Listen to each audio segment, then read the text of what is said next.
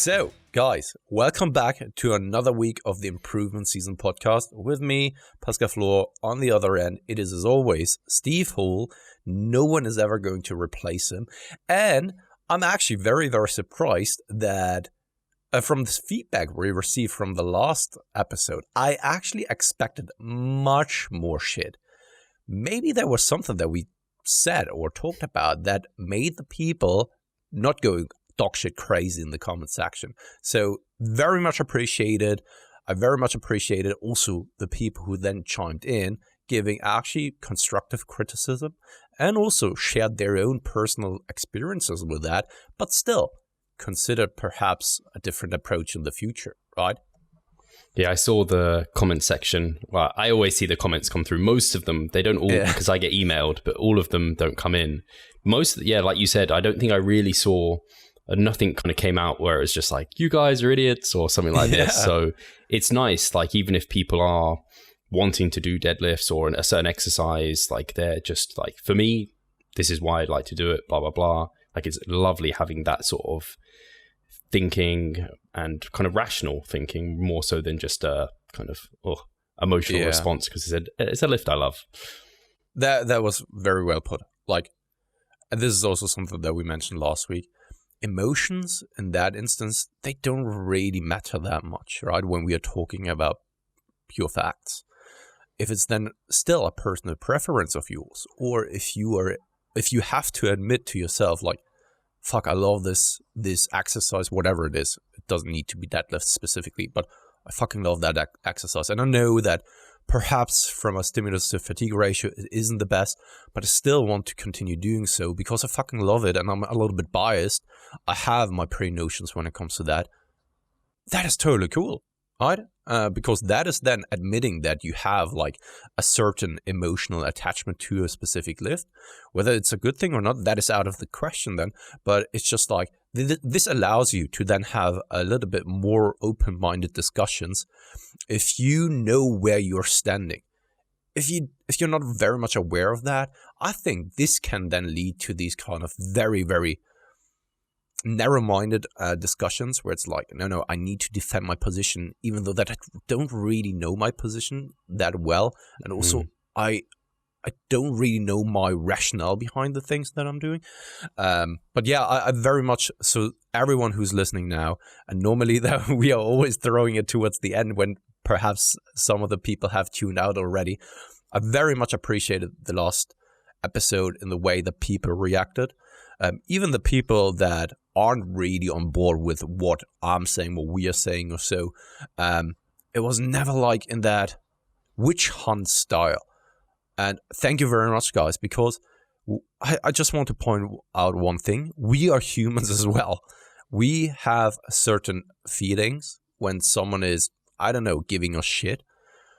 And it causes a certain emotion in us, right? And if someone is then approaching us in a very, very aggressive manner without any kind of reason for it, it starts to get close to us. And we are then also starting to question, like, why are we even doing this? Haven't we started in doing this to help people instead of piss people off, instead of actually causing any kind of crazy emotions for some? Right, and I think that always needs to be taken into consideration as well. It's so easy to be a little bit protected on the other side and just having the keyboard in front of yourself, but it's a different thing for us and actually putting ourselves out there on the front line. So it's very much appreciated if people are then civil about the entire thing. So thank you very much, and this is something that I just wanted to put out there. Thanks, guys, for the support, but also then for a civil approach and civil discussion about it. Very well said. It's really interesting not to side tangent or go off on around too much on just something, but I think it's why I communicate in the way I communicate so often is because I don't deal very well with kind of very, I don't know, maybe blunt, slightly kind of, I don't know, like confrontation, debates. I just personally, like we spoke this week via WhatsApp, I just personally don't do well with that. It puts me into a really bad place. It makes me not want to share content. And I think the reason a lot of the things I do share, people view it as potentially a bit vanilla, is because I do soften the blow a little bit. And that maybe that's why I've decided a lot of the time I'm not strongly opinionated on a lot of things. And I am more kind of, I don't know, less forceful with those, because I don't want the bite back, because I, like, for my mental health, like I was telling you, it just puts me into such a bad position. It can destroy a day for me if I get into a really bad rut with that. So yeah, again, likewise to what you said there, Pascal, just thanks to everyone for being very civil with that, and like we'd hope people would be, and it's really nice to know that the audience is like that. Yeah, absolutely. So yeah, that's the episode for today. We should get to some questions definitely this week, but we were talking off air basically about how Pascal's feeling. Typically you accumulate for 4 weeks, but you're feeling like, probably that 5th week is available to you. Yeah. And the biggest kind of cost there is probably the time investment and obviously the effort to go and do what would be a very voluminous amount of work. And I imagine a lot of the listeners can relate, and I definitely can. It's so funny because I do remember the last week, I went into meeting one of your old clients, Charles. Legend. Because he's living in Berlin. He came back now after the lockdown situation. During the lockdown, he was in Switzerland, and now he came back. And we always had planned on actually training together, and he's recording a couple of things, which is just nice because I'm a huge narcissist and I love having footage of myself to then just watch it by the end of the day. So, this is what we ended up doing. Sorry for that. This is what we ended up doing. And he then, in the midst of a set, okay, not in the midst of the set, but in between sets, he asked me like, okay, how many weeks are you doing here in this mesocycle? And I was just like completely tuned out. At first, I didn't understand him because I still was after a heavy set of easy rows, like, what did you say? And then I was just like, yeah, no, only 4 weeks, because otherwise, I couldn't survive a 5th week. And then this week happened, and all of a sudden, I just finished my last training session of the week, and I was just like, oh, I think I have another week in me, but I don't want to do another week because I know how much volume that would require of me doing, because this week was already like, so much work in front of me, right? And I was already looking forward for this week to be over. But, I mean, if you really want to walk the walk, and leave nothing on the table, and having an auto-regulative approach, I have to admit to myself, I definitely have another week in me, which is when I just think about it, oh God, all of the work and all of the volume that I'm then needing to do. Oh God. Yeah, this causes some negative feelings inside of me, but I'm definitely going to do it, I think. Yeah, it's one of those. I know one of the potential criticisms that Eric Helms has had towards set volume increases that are maybe fairly significant is there's quite a significant change between my week 1 volumes to my final week of my accumulation. Yeah. And because you're training closer to failure, rest times are generally longer because you auto-regulate those. So the session length could probably double from beginning to end of mesocycle fairly comfortably. And for some people, they can't commit to that. Whereas for us, we have a lifestyle where that's quite comfortable and that's okay. So it's very interesting because, I very often, I think I even had it in my last, where week 4 to me was like crushing. And I was like, I know I've got, I've done week 5s for quite a while. I know I've got week 5. I just have to nail my kind of sleep and different variables. And it sounds like that's probably what you've ended up kind of doing. And I know you were a little bit sick at one point in the past. So maybe that kind of contributed and now you're feeling better. But yeah, when you get into those sessions and they're quite heavy, quite long. And I'm always careful where I'm like, I get to a point where systemically, I think I'm pretty much like at MRV or maybe even breached it. But some muscle groups might not quite be there. And I have to be careful to be like, okay, I could do more work, but it's getting into junk volume because I know the sessions just aren't being that productive. And I think a lot of people probably get into that territory where, I don't know, they have more commitment. So maybe they're like intermediate advanced and they can only train 3-4 days a week. And so whilst muscle group wise, they don't have that fatigue there, systemically they're done because they just can't do more in a single session. And in those cases, I think that's where like people could specialize if they wanted to. And that's why I am like the twice daily training, and it's probably the same for you, Pascal, has like elongated that time before we need to worry about picking like a few body parts to really prioritize versus others. Because no one really wants to put anything on the back burner, do they? No, not really. And the thing is that it brings up an interesting question. And that is like, are you just getting accustomed to the amount of workload and not really making those muscular adaptations? And this is also one thing, a question that Eric has bringing up. Like, are you just getting better and handling more volume? But are you actually benefiting from that in a hypertrophic sense? And that is a very, very good and very, very valid question, because the amount of volume that I'm doing now in week number 4 and 5 is so much more than in week number 1. And I also know that week number 1 was stimulative because I could clearly tell and feel it. And that just, this just is then for me a consideration still. Like I know systemically I have it definitely in me to go for week number 5. But is it worth it? Or would it be more worth to take the deload, resensitize myself, and actually start with a lower threshold? What makes a bigger difference in regards to the hypertrophic outcomes? And also at the same time, will it then make a difference in regards to the entire volume that you are doing? And then we can bring up the question about junk volume, because when over time adaptive resistance increases and you have to do more to get the same outcomes and the same reward on a per set basis, so to speak, then it would make sense to take a deload, even though systemically you're feeling fine. Because if you were to take the deload, you would actually resensitize yourself and be at a lower threshold again and be able to work up and then go through the same cyclical cycle again, instead of just always pushing the volume, being at a point where you're just getting better at the entire workload, but not making the most amount of hypertrophic adaptations that you could, because you are so much increasing the adaptive resistance.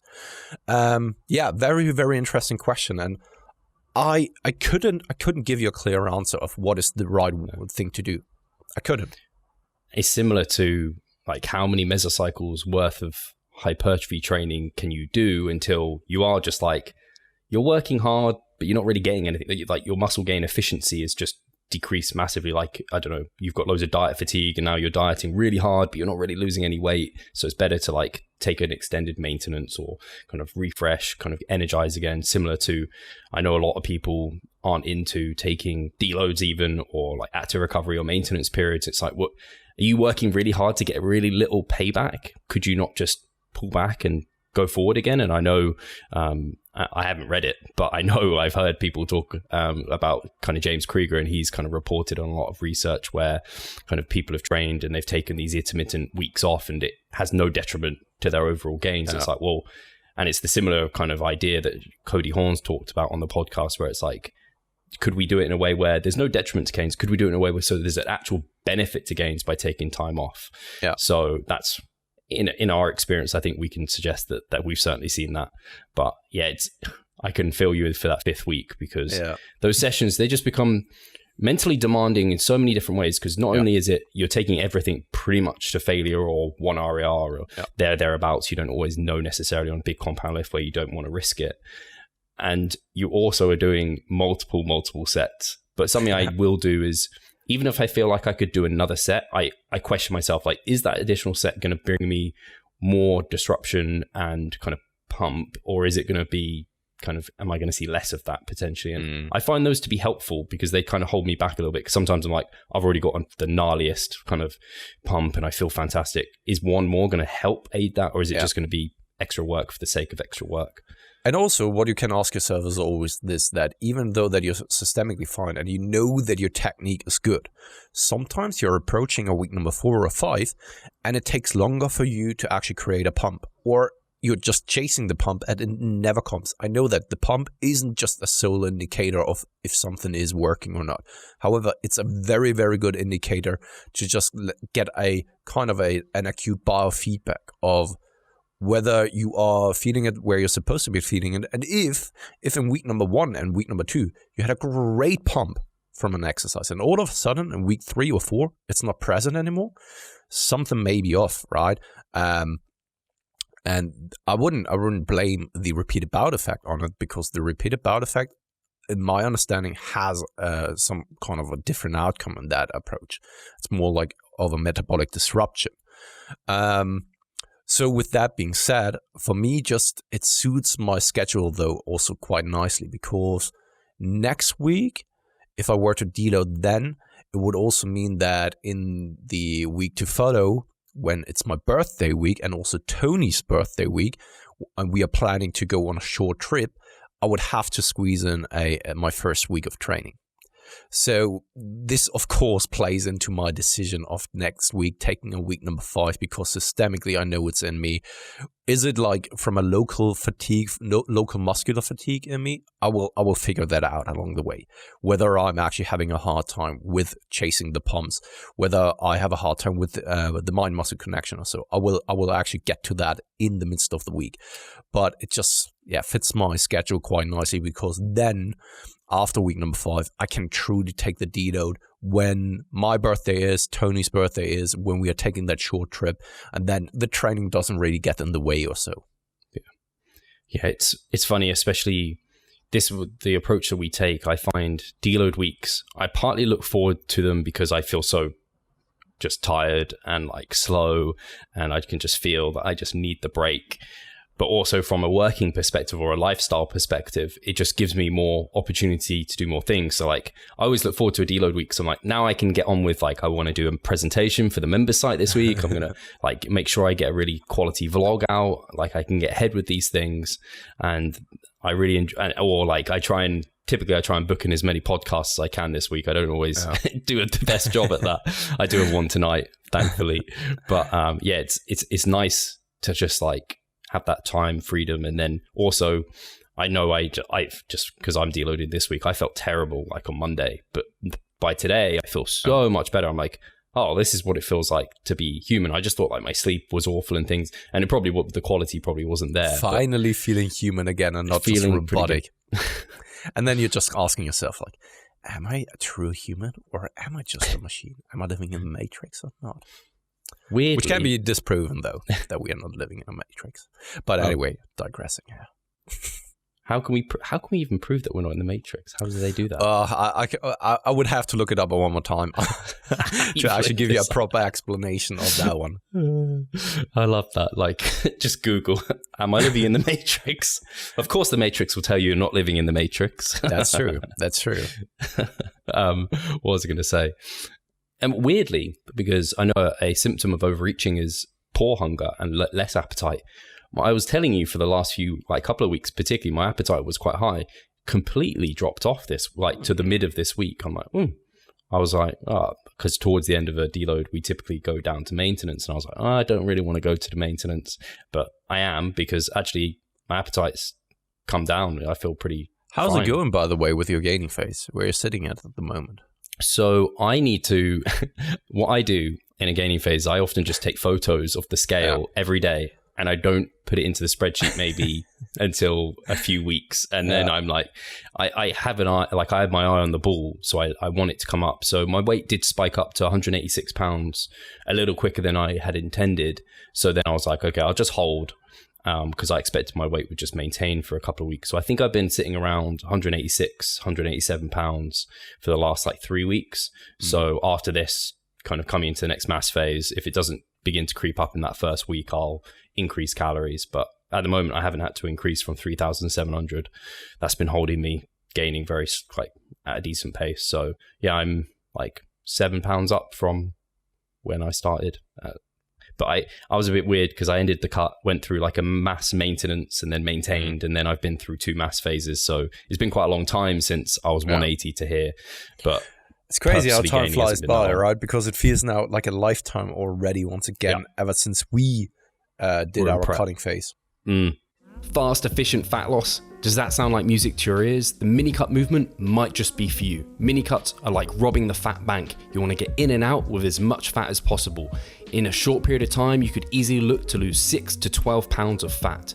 The mini cut movement is excellent. There's group support for extra accountability and also expert help within the group. We have educational videos to keep you on track along the way, and you get all your nutrition and training customized and individualized for you. So if that sounds of interest, get involved with the mini cut movement. It was back in March where we both kind of then ended the contest prep. March already. I mean, 4 months ago. My next prep is probably going to kick in sooner than I want if 2021 is on the cards. I actually just saw the BNBF have delayed their finals by another 5 weeks. Oh, really? Yeah. Did they? I didn't see that. So they're looking at like their international finals, if they can go ahead, because they don't even know that. They don't even know if their finals can go ahead at the moment because like theaters and things aren't open. So the international finals would be December time if they're allowed them. So it's crazy actually to think. Yeah. I mean, in the US, nothing will be going here for the next couple of months. I can tell you that. I mean, I had a client compete. It was for real? Yeah. Oh, shit. Chelsea, she's US based. Ah, yeah, that's true. That's true. Oh, crazy, eh? Yeah, I mean, of course, you could also then... Depends on the state. Yeah, and you can also bring up the other argument of like, everything is just like spreading as hell, so why even bother anymore, right? Hers was outdoors, but I have seen some competitors or some competitions in the US they have to wear masks on stage, which is kind of weird. Yeah. It looks quite cool. Yeah. I just recently watched a video like I'm usually not that YouTuber person who watches like, I don't know, entertaining videos or so of someone who created a video. And there was this girl though, and she pretended as if she went back in time, like 6 months back in time, and what I would tell my former self in regards to the coronavirus, but to not jinx things and time travel rules, she is not allowed to actually tell her what is about to come. And then the old self or the present self, so not the future self, is actually then like, so what's the future like? Is it any kind of good? And yeah, so you want to actually stock up on food and all that kind of stuff. And, toilet roll, fuck me. And do you have a hobby? No, not really. You should really get a hobby, like something that you can get at home. But I'm traveling all the time. Oh, you are not going to travel anytime soon. So that was actually quite hilarious. Oh, God. And just imagine how things have changed here over the past. Man, it's such a crazy year, 2020. I mean, oh, boy, eh? They will make a movie out of that at some point. Yeah, there has to be. It's crazy. But I was just thinking to us in our decision not to compete this year, and I'm just actually think that was just the best decision we could have made, because I can't imagine, like, we're already in a particularly, like, for me, I was getting very lean and I was going to be ready even a bit earlier than I wanted to then have like another 5 weeks tagged on. I'd be like, oh, fuck. Not happening. Yeah. Oh, God. So anyway, should we get to questions? Yeah, that's what we should, because we didn't really cover any kind of question last week. So I have one supporter question. So that's from Andrew White. Thank you, Andrew. Where is our man, Andrew Pottercheck? Yeah, he's not asked a question this week. Andrew, are you all right? He's taken the 70 kg dumbbells for a ride. Just for a ride. They're going on his car on holiday. That is such a stupid phrase, isn't it? I'm going to take the 70 kgs for a ride.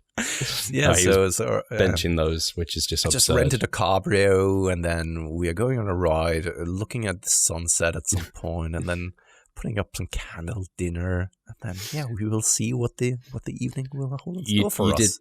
You said last week that being back in the gym is like being reacquainted with a long lost lover. So that's it true, works quite well. Yeah. And if you wanted to take, maybe that is kind of, I mean, he's now cheating on the gym because the gyms. Maybe they are reopened in Australia, right? He's in there. In some areas they are. Some Victoria is closed down, I think, once again.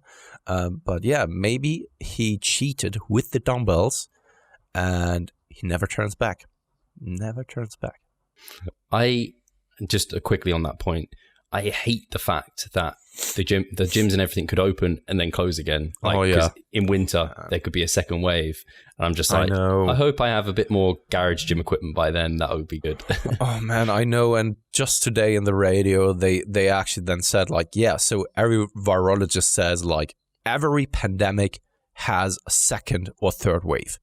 There hasn't been any kind of pandemic where that wasn't the case. And I was just like, fuck, please don't. I want to still continue going back into Germany. Please. You did a good job. Yeah, I mean, they did. And right now it's just like on a daily basis, only like 450 people get infected, which is like crazy low if you really think about it. Yeah. Hopefully Germany is that good. Still continues to be that good. Merkel. Anyway, let's get to Mr. White. So he said, "Hey guys, I would love to hear general thoughts, opinions, and anecdotal experiences regarding the ability to get a pump while training sore muscles. Specifically, I recently decided to try training chest on Monday and triceps directly on Tuesday. On Tuesday, my triceps were definitely quite sore from chest movements on Monday. For experiment's sake, I trained my triceps sore, which I normally would never do, and got an amazing pump. What do you make of this? Is this likely beneficial for growth given the pump, or detrimental given the perceived lack of recovery due to the soreness? I've been debating this a lot with my friend lately and would love your take." So when we consider what soreness is, it is a metabolic disruption. It is small micro tears in your muscle fibers. These need to heal in order to grow. If you're then continuing to disrupt them, you are interfering with the healing process, and thus you're not allowing them to actually fully just like heal and grow. Thing is, just consider every other injury that you've ever experienced. Most of the time, it comes with a lot of warmth and heat, right? So for example, when I was undergoing my surgery, my left side of the hip was constantly super, super warm. Why? Of course, because there's an increased blood flow in order to deliver the nutrients in order then to properly heal that area more efficiently. And that is basically what is happening there as well. You're causing small micro tears in the muscle. Thus, sometimes when you're then flexing that muscle part, you're having first and foremost a better mind-muscle connection because you can acutely get that sensation and response. And you know like, oh, right, yeah, this is where the tricep is. It's like as if someone is touching that muscle group, and then you can probably better engage that muscle as well. In conjunction then with a metabolic disruption, there's more blood flow going into that area. So if you then get a better pump already, this is just like by the nature of the metabolic disruption already, by the nature of an injury, increased blood flow to heal the injury. And thus, if you are then getting a better pump, it's just because that area is already being delivered with micronutrients already. Hope that makes sense. Yeah, I was going to say, I think the pump element is probably down to the mind-muscle connection. It's interesting to think about the heat and everything, because I've definitely I can specifically remember like knee injuries where my knees have felt warm and then something's gone or something's not feeling right. So it's very interesting, actually. That makes a lot of sense. And I agree, if something's sore, then it can't uptake nutrients like it should be. This is why in peak week, you don't want to be sore in muscle groups because they can't store glycogen as well. And if you're busy kind of recovering and if you haven't recovered and then you're damaging it again, it's kind of like you're breaking down something that is already broken down. So you don't really want to be training when sore. And I think that's the best take home from that. I think possibly if he's doing like light work and he's getting a bit of a pump, it could aid recovery if it was like non-overloading. But I mean, that's probably not what he's doing. It was just something that I was thinking about. And I would say potentially he could train, because I don't know, getting sore from chest work, interesting, because that means a lot of your chest work sounds quite tricep dominant. So I would probably look to change potentially some of your exercise selection on those chest movements, not this mesocycle, but maybe in future, if this is the setup you want, where it's kind of like doing AM chest and then PM triceps, we're not going into that tricep session like with them like overly damaged. Like for me, a lot of my chest movements are chest, minimal triceps. So maybe he wants to look at his exercise selection and maybe go like wider presses, or I don't know, change his variants to find that they're less tricep dominant. But yeah, I completely agree with you in that it's likely a good thing for progress. I would even be curious to hear some of the hormonal things and maybe some AMPK and mTOR signaling, whether they are impaired. But this is just like way over my head when it comes to that. But I know that someone probably who's watching or listening knows something about it, that perhaps even when you are having a sore muscle group, that perhaps even mTOR and AMPK plays a role in that as well. Could be. I don't know. The only fancy word I can think of is GLUT4, and I know that that isn't in the best position when you're sore. That's like carbohydrate metabolism. Yeah. But he also asked about anecdotal experiences. So my anecdotal experience is when a muscle group is sore, I have a better mind-muscle connection, and I'm able to pose way better because I can easily then feel that muscle group, and also once again get a better pump in that area, or like feel fuller, even though that you would expect that you are a little bit inflated, but due to the blood flow into that area that is then coming way quicker, it just looks also a little bit more impressive then. Yeah, I think for me, the degree of the soreness has quite a big role. If I'm minimally, like it's just like a little, like I tense it and I'm like, oh, I can just about feel it, then that tends to actually be fine, but I don't want to consistently do that even. If it's very sore, so like if you were to poke the tricep and I'm like, ow, fuck, that is bad. Like that's like severe damage. That's not going to be great. Yeah, that's a good point that you're bringing up to decipher the severity of the soreness. If it's just like a very, very mild soreness, you can't you can barely tell that it's there, then I think it may be all right. Yeah. Sweet. Right. I don't think we had any more supporter questions, so I'm just going to pick this one because it's just hilarious. Brett Freeman. No, not the WNBF champion. This is our buddy Brett Freeman. So not that both are our buddy as well, so that doesn't differentiate them. This is the Brett Freeman that is potentially going to do men's physique next year. So not and I'm on his podcast tomorrow evening. Oh, which was here on Friday evening when you were watching this episode. So yeah, Brett's a great guy, and he actually lives very close to me. So sometimes we bump into each other. Well, we used to bump into each other at the gym. Anyway, so he says, what's the impact and some considerations for implementing exercises such as conventional deadlifts and heavier bench for 1 to 2 sets, 4 to 6 reps within a mesocycle for the goal of getting stronger here, but still focusing on hypertrophy across the remainder of exercises? And there's someone put a laughing smiley. Yeah, from Patrick. Great. Yeah, so we talked about the stimulus to fatigue ratio and the potential pros and cons of having a deadlift in the program, like extensively in the last episode. When it then comes to having conventional deadlifts or heavier bench for 1 to 2 sets in the 4 to 6 repetition range, in a mesocycle that is specifically focusing on hypertrophy outcomes, I still don't think that it's beneficial because it's still causing a lot of, well, not a lot, but a significant amount of systemic fatigue, and the carryover into other exercises I've never really found is actually taking place. So if someone is saying like, yeah, I'm doing this block in order to get stronger for then a carryover into hypertrophy exercises, to be honest, I've never found this to be reality. That the carryover of overall strength is then going into other exercises. Because what is strength? Strength, primarily speaking, is coming from neurological adaptations and also technical efficiency. So basically, overall, it's a skill. So you are getting better at deadlifts, you're getting better at benching.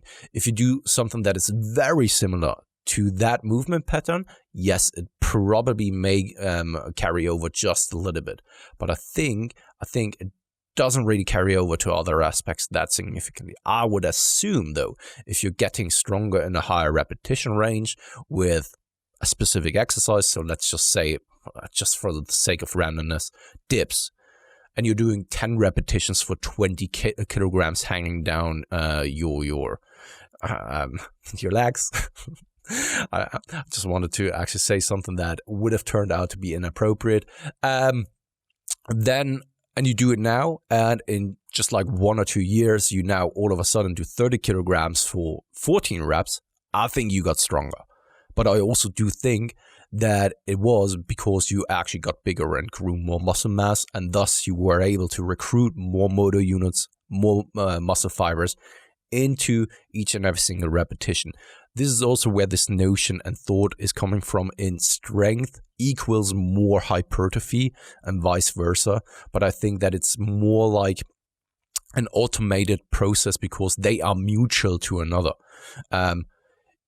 Getting stronger, getting bigger without getting any kind of stronger. I mean, yes, over the long term, because at some point you will probably not be able to do 300 kilograms on a lat pull down, but you will have still induced a significant amount of a stimulus for hypertrophy, right? But over the long term, of course, you will see some strength increases. Will they be significant strength increases? I don't think so. And then vice versa, to go back to your question, I don't think that it will have the outcomes that someone would be looking for if they were to program that way. Unfortunately not, because that would be amazing. If you could only do like 1 to 2 sets of an exercise like this, and this has massive carryovers and getting stronger in other exercises, and thus you can actually cause a greater stimulus on a per rep basis. But unfortunately, I've never seen that to be the case. It's an interesting question. The first thing that comes to my mind, and you talked through a lot of the scenarios and the kind of understanding behind it. I'm just having a different take. Is why? Like when I read this question, I'm just like, why? Like why do you want to do that? Like, is it because you think that will lead to better results in hypertrophy or strength? I don't know, because when it comes down to it, we think about the primary principle of specificity, kind of while strength and hypertrophy aren't distinctly different and they're not going to kind of really hurt one another massively, you're not going to get the most from each if you do that. And it really reminds me of when I first discovered, like, I think it was the scientific principles of strength training, and the first principle was specificity. And I was like, fuck, I'm doing this training where I was doing basically power lifts at the start of my session, couple of sets, maybe a bit more, and then I'd go into my hypertrophy work. And I think for an intermediate, someone novice, they can probably kind of quote unquote get away with that. They can use that and that can be all right because they don't need ultra specificity, because they can get like kind of that element of adaptation. They have that window of adaptation. But as you get more advanced, and I found myself doing this, I was essentially hitting my head against a brick wall because my strength wouldn't be going that far because my hypertrophy would fatigue me for my strength, and then my strength would fatigue me for my hypertrophy. So I just wasn't really moving forward. And then when I just put everything into one area, I was like, oh, now like there's the kind of gains coming. So I think the biggest consideration is, are you like fairly novice, intermediate? Have you only been training a few years? You can probably do this all right. You probably find you get fine results. But as you get more advanced, specificity needs to get more and more specific. Your training needs to get more and more specific for the reasons Pascal outlined. This is just not going to be complementary in that sense. And there's no reason to think it's actually better than being it's not going to be better than more specific because it's non-specific. I need to work on my rhetorical skills. Rhetorical, like? In the sense of like speaking. I'm just rambling. Man, I go off on a tangent, buddy, and you're just like, yeah, okay, XYZ, Oh yeah, that was concise. So why am I always rambling? I'm so sorry, guys. I'm so I sorry. always think And sometimes I'm too even losing the concise. train of thoughts. It's like I'm just like walking in a maze, and at some point I don't even know whether I turned left here just like 2 seconds ago or whether I turned right, and I'm just completely lost. I find, particularly on podcasts, when I'm talking less on this, but when I'm talking to like a guest, I'll have a million things come through my mind, and then I'll lose all of them and just hold on to one. And then I just have this short sentence to say, and I'm like, this is all I can really like tie together right now. Yeah. So I think it works from an interviewee, like, being an interviewer, aspect. Sorry, but yeah, that's where we're at with that question. So I really do hope that people still get something valuable out of the things that I'm saying, because sometimes I'm just like reflect on the things that I said and be like, have I even? Well, this is sorry to bring it up, and I know we promise we never talk about Trump again, but every single time I'm listening to an interview of his, I'm just like, what did he even say? What try to say? Because he's jumping from one point to the other, and it's just like it's as if he's saying a lot of words, and they sound nice together, but they don't actually make any kind of sense. And I'm just like, that interview, 5 minutes, I have no idea what he said. And it's just like jumping, not finishing one sentence and jumping to the next sentence. And this is sometimes how I feel as well. So sorry. And I really do hope that it makes sense for some people, all the things that I'm saying. I think to give you credit, I think yours normally makes sense. At least I follow them, but I know exactly what you mean with Trump. And I see it.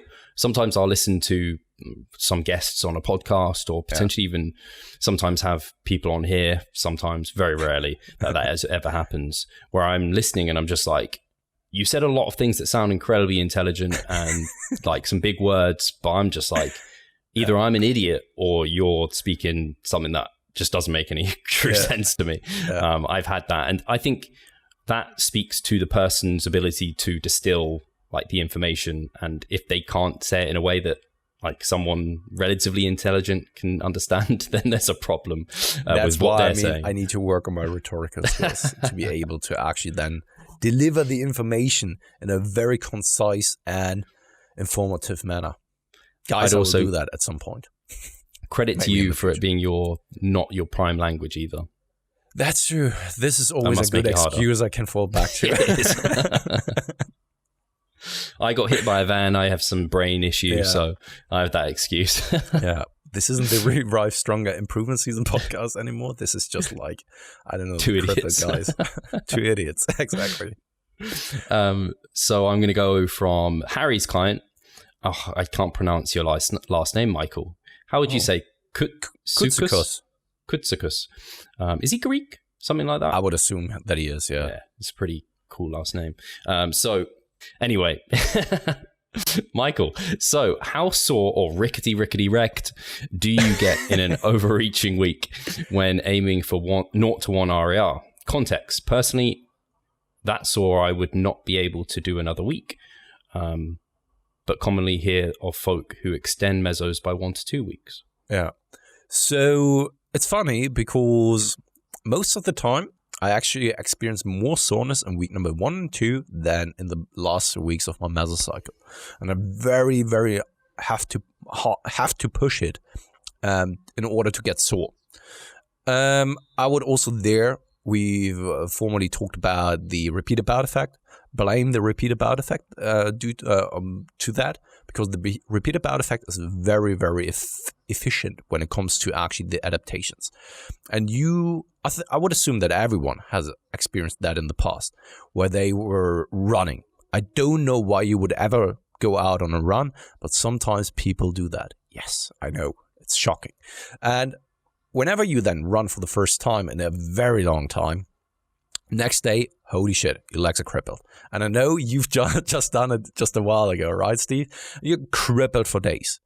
And then if you run the next time, all of a sudden, it just takes you a day or so to recover. And then you run another time and you don't get sore at all anymore. And that is also what you experience with resistance training.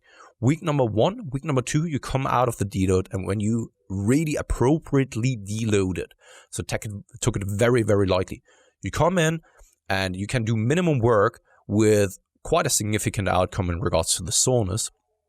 And that just dissipates with the consecutive weeks to come.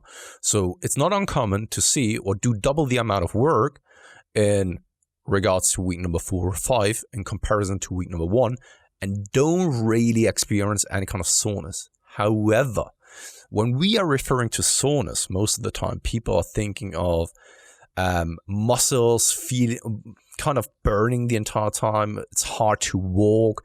However, when I'm referring to soreness, and this is also something when I'm asking my clients, like, how do you feel? I'm also referring to just like muscle tightness and muscle fatigue. So if by the next day you just feel like sluggish in a specific spot that you have trained maybe the day prior to it, that's already for me kind of a soreness rating. I know when you take the term soreness, it's not really implied there, but for me, it makes things easier to just like analyze the entire situation. Yeah. And it's just the repeated bout effect kicks in. This is something that you have to take into consideration, and thus it's not uncommon to see that you don't get that sore anymore by the end of the mesocycle, but still you should feel a local fatigue kicking in and perhaps even a tenderness to touch the muscle group.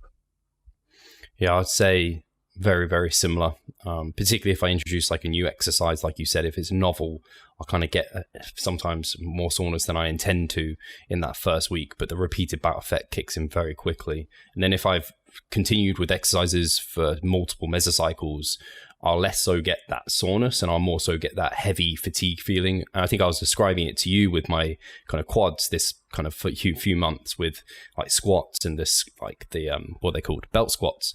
They weren't getting me sore, but my legs just felt heavy and they felt kind of like tired, and I definitely the sensation of like disruption. So I think it's important to consider that as well. And I think I've heard people talk about, and I don't know, have any idea of like the literature behind this or anything, but it makes sense. People respond differently. I know Scott Stevenson says he's like sore all the time, yeah. Like whenever he's training. Whereas I've heard people say they literally never, ever get sore. Oh. And I think it's important then to extend the discussion past soreness and into disruption, fatigue. Obviously training performance overrides everything.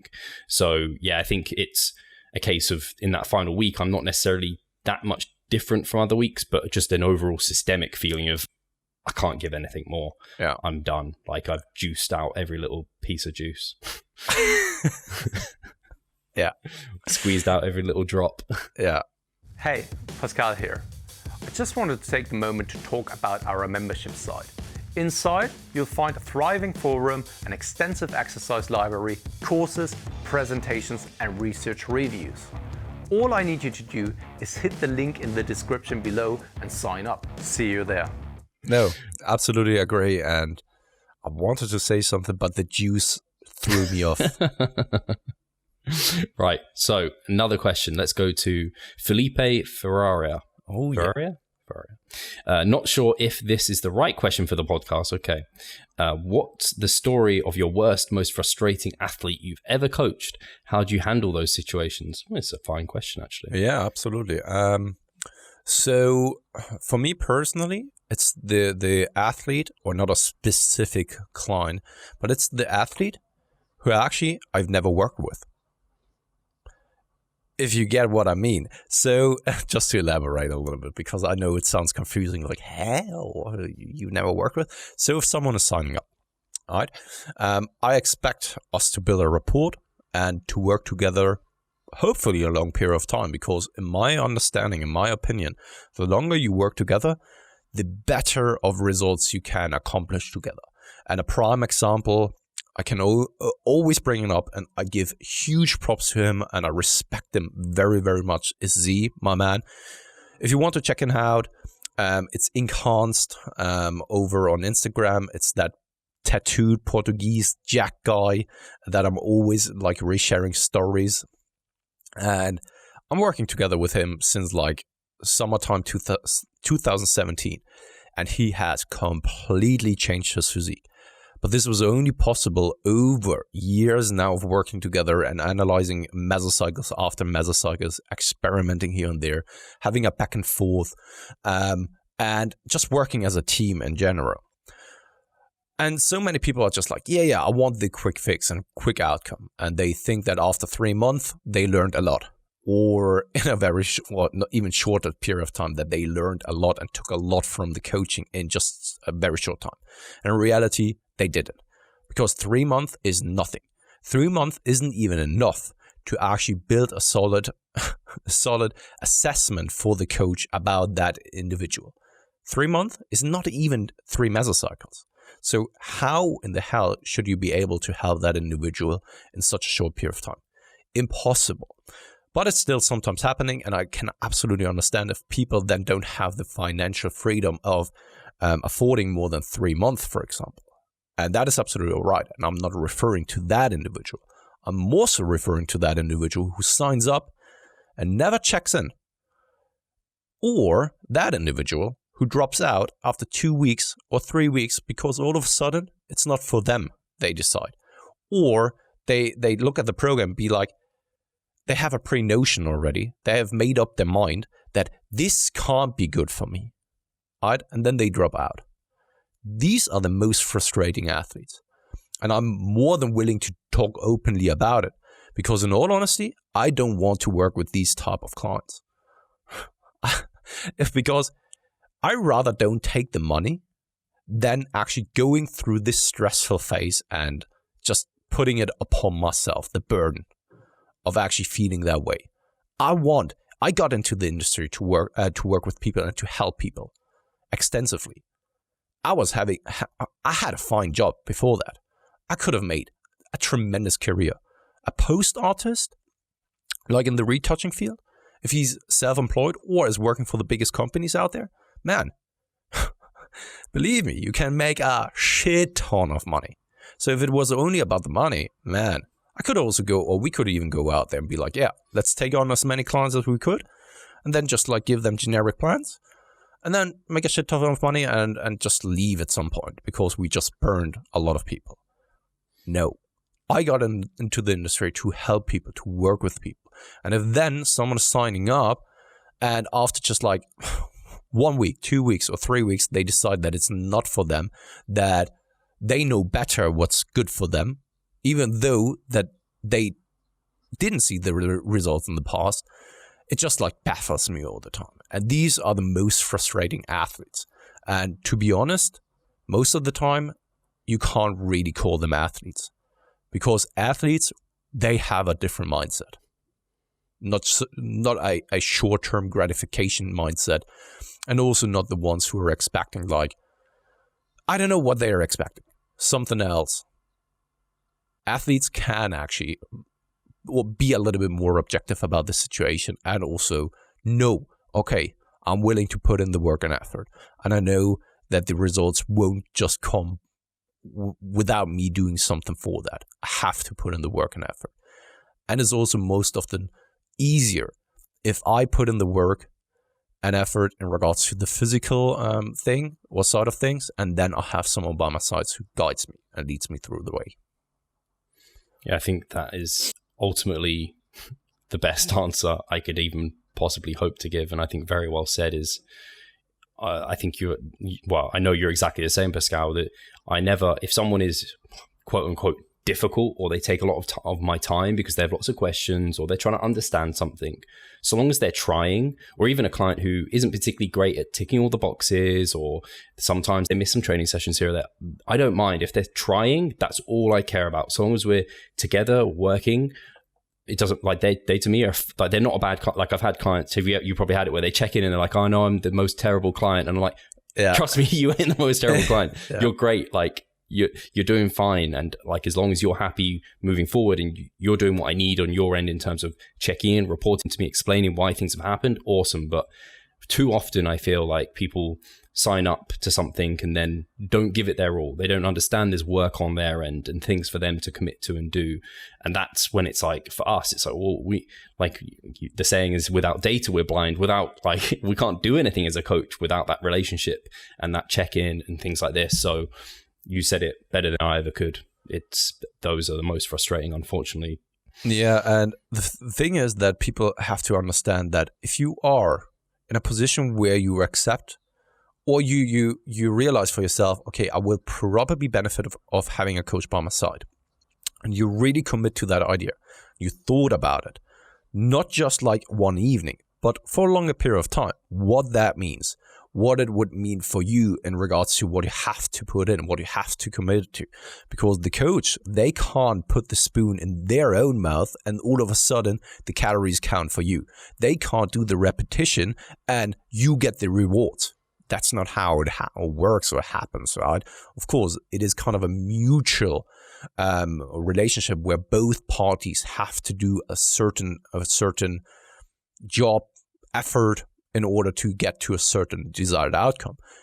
But so many people, especially the ones who are saying like, oh, man, I'm so sorry, I'm probably the worst client. No, you're not, because first and foremost, you realize that having someone by your side is probably more beneficial than trying it on your own and always failing.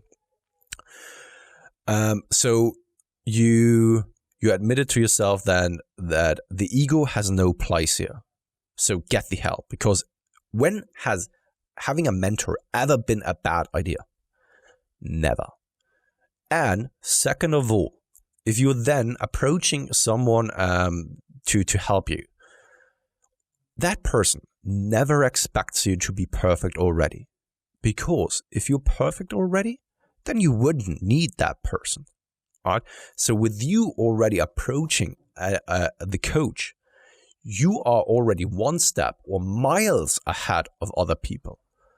No one is expecting you to be perfect. And that's why I encourage people to actually get as much out of the coaching as possible. Ask as many questions as possible.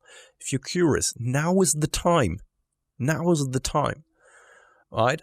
You get as much out of the coaching as you put in.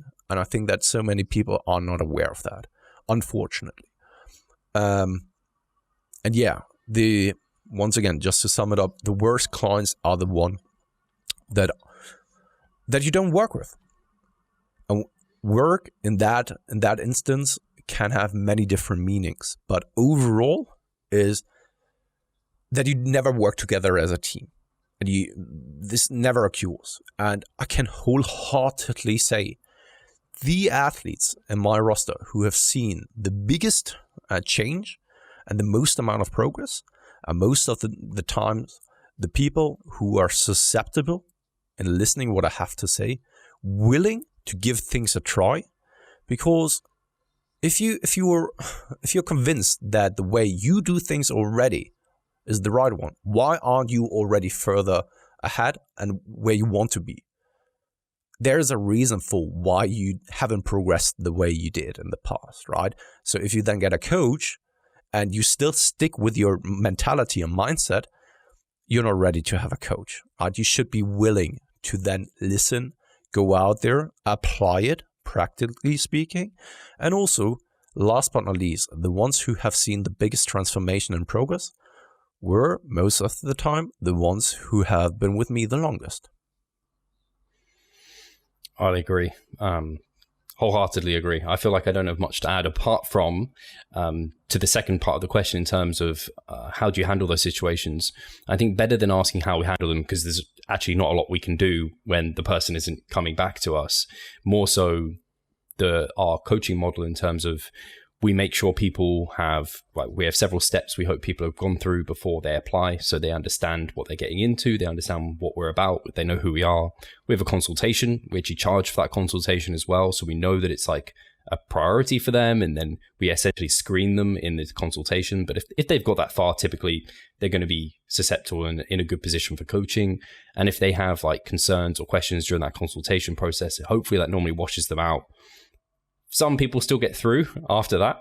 And sometimes you've probably had it, Pascal, where they maybe haven't fully understood what the process is. So we have like a handbook afterwards. And if they haven't done everything that we have there set, like they haven't listened fully to the consultation, or some things just went over their head, or they didn't quite remember, they haven't read the handbook, the coaching handbook, and they're like a bit, just, I don't know, some people are a bit like that, and that's totally fair.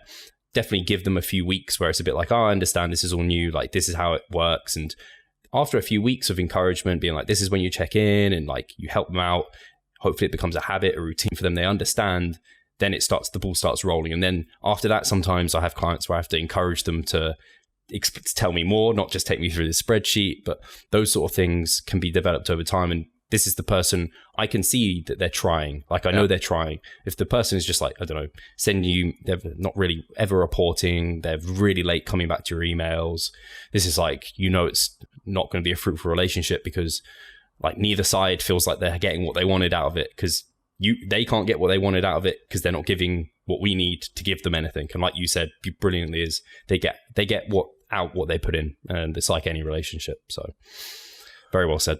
This is basically also playing nicely into what I talked about last week, that all the things that I'm saying, they are never meant so they are never a personal attack, right? And this especially holds true to your role as a coach. Of course, you need to put a lot of emphasis on something like empathy. That is absolutely clear, and I totally understand that. And I'm not the best at doing so. I can definitely say that I have room for improvements in doing so. However, it also must be said that you have an obligation to the client, and that is bringing them to a specific outcome to the best of your abilities. And that also sometimes means to be absolutely honest with them. And because you are probably the only person who tells them how it is. The grandma, the mom, the sister, the better half at home, they will always be like, come on, you look good. You don't have to lose the weight. Come on, have a piece of cake, right? You're a good person. You're a good person. While this all may be true, you have probably some personal goals, and they can only be accomplished in a specific manner. And if you don't just want to waste your time, then you probably have to realize that you have to set some priorities for yourself and perhaps even do some trade-offs. And you as a coach, you need to then, of course, lead the athlete and lead the client. And sometimes you just have to then tell them like, okay, right now, we are not getting anywhere if we continue to be that way or continue to keep on with those habits. So you may want to consider or reconsider your approach, may check or want to check your priorities, and just like assess the entire situation for yourself. And in these instances, if the coach is then telling you that up front, you should always take a step back and be objective about the entire feedback, because the coach, he will never have any kind of stake in giving you just like proper shit. His reputation is at stake as well. So we stand for Revive Stronger in actually creating and getting people to a specific outcome and helping them, resulting in, I don't know, a physique transformation, maybe getting on stage, whatever the goal is, right? But we are helping them getting there in a reasonable amount of time. And we are not here and we are not getting paid to just like give the person shit and tell them like what a shitty person they are. That doesn't make sense. So also in that instance, it wouldn't make sense for me to personally attack them or just be like, man, you have to check your priorities because, man, I don't like you in reality. That's not how it is. Whenever we are saying something, it comes from a certain place. And probably it's because we, of course, have our biases, experiences, but we have found out that certain things need to be in check and in place in order to get to that certain outcome. And whenever we say that, it's never meant in a personal manner.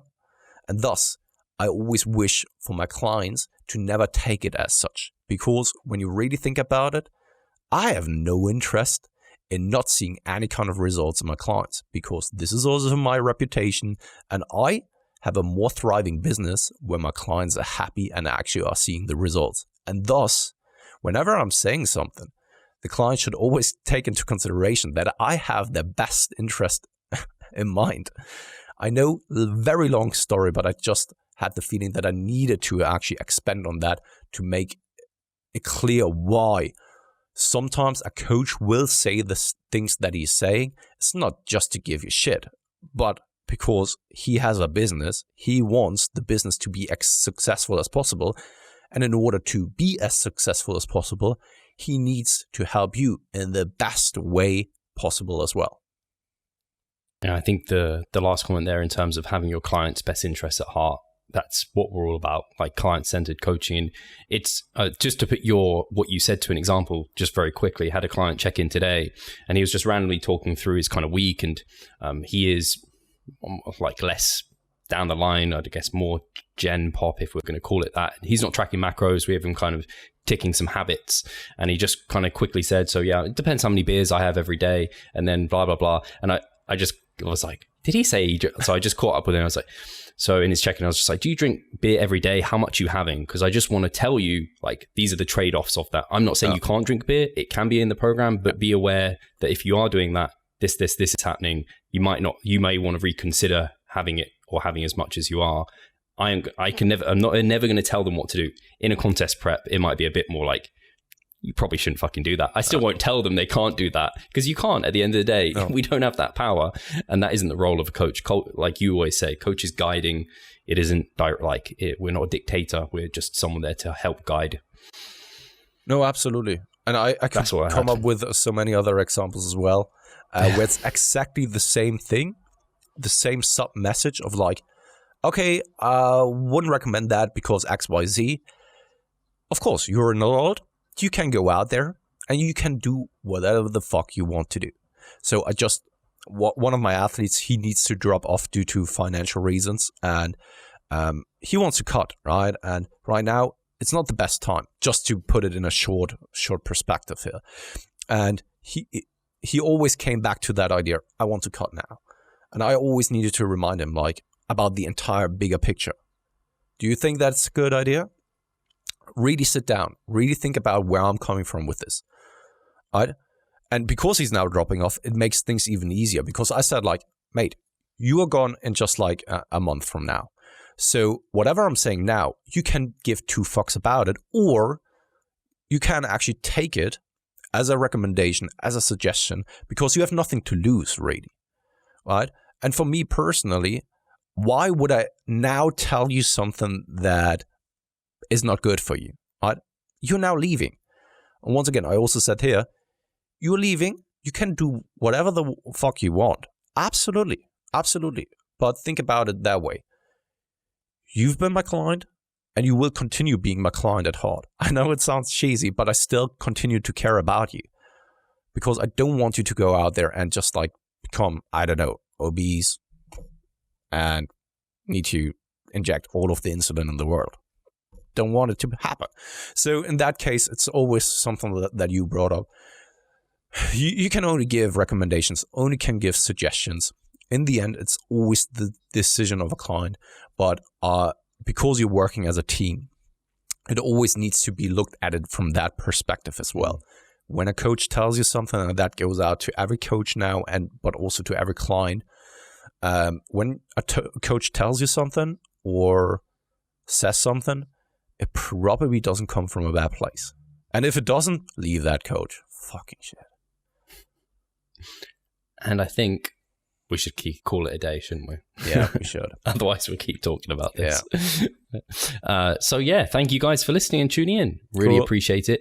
I guess, is this the mini cut movement has launched? I don't know if we even promoted it last time, but just want to give people a heads up that is running. We've got a handful of people in there now, on their way to, actually they haven't started yet. They will start on the weekend. So very exciting. Yeah, absolutely. So if you want to join, if now is the time where you want to actually cut down, it's the perfect time to do a mini cut, for example, right? The mini cut is always available for you. It's not a group coaching that is then time limited or time restricted or so. You can always join the mini cut movement if it fits into your schedule. Perfect. Jump on board, right? It's the perfect opportunity to get a little bit of an idea of how we do things.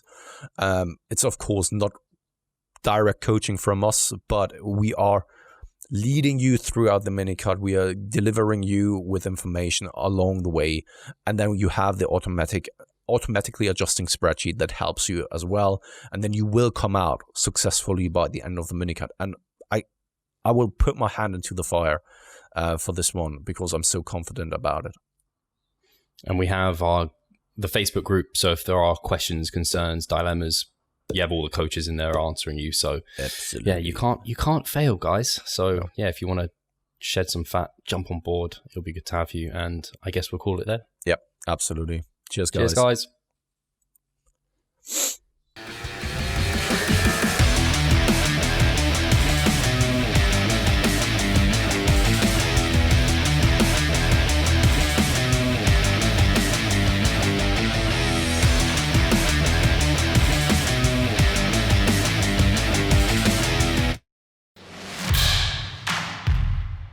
So I'm Steve Hall, founder of Revive Stronger and a coach of Revive Stronger. My name is Pascal Flor. I'm the co-owner of Revive Stronger and also a coach, of course. Revive Stronger has probably been going solidly for 3 years, roughly about 3 years. Revive Stronger, to me, it is becoming kind of my child, my foster child. It's the gathering and getting together of like-minded people. We've been expanding the coaching team, which is helping us help more people, but each coach can only help a certain number of people.